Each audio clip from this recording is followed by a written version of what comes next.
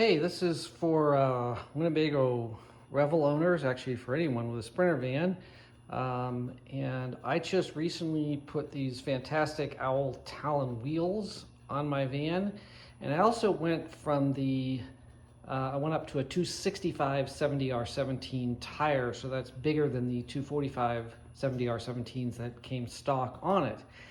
And I also have on the back here my Owl tire carrier ladder and the B2 carrier with the box and the bike racks on it.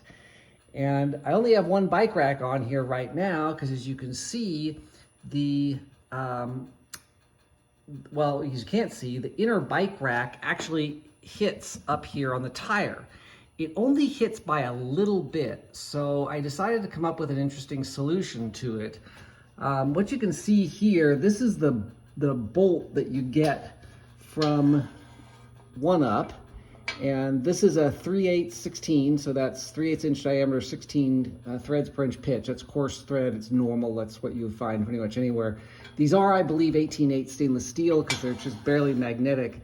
And what you can see is that they're just, by the way, this is a 2-inch long, this is a 2-inch long bolt. And what you can see is it just barely bites into this capture nut here that you get from 1UP as well. So two things, I decided I'm going to try to get a slightly longer bolt, and then what I'm going to do is over here, I'm going to set some aluminum pieces to give me about a 1/4 of an inch gap above on this one. I'm going to leave the far one over there bolted, clamped directly to it, and that'll angle that tray up just enough to get me over the tire. So let's see how that works. So just a quick review here. This is the 2-inch, that's the 3/8 by 16, 2-inch that comes from 1UP. This is a 2 1/4, and then this is a 2 1/2, and they all, of course, will work on this same capture nut that you get from 1UP with the safety or the security bolt here on it. So what we're going to do now is take a look at what I did to replace these. I actually bought replacement nuts because some of these, as you can see, got a little corroded. There's some rust in there, so I want to replace all of that when I redid this.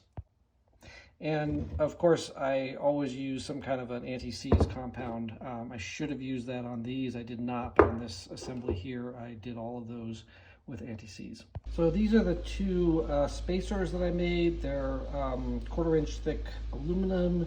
They're about 1.25 inches on this axis.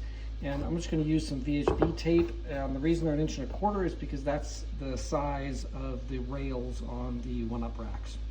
So there are the spacers. Those are 1/4 inch thick aluminum, anodized. You see I've got the path down the middle, got 2 of them in there so that the bolts, the carriage bolts, can still slide through there. And once again, we're just nicely cleared above our new oversized spare tire. Thanks for watching.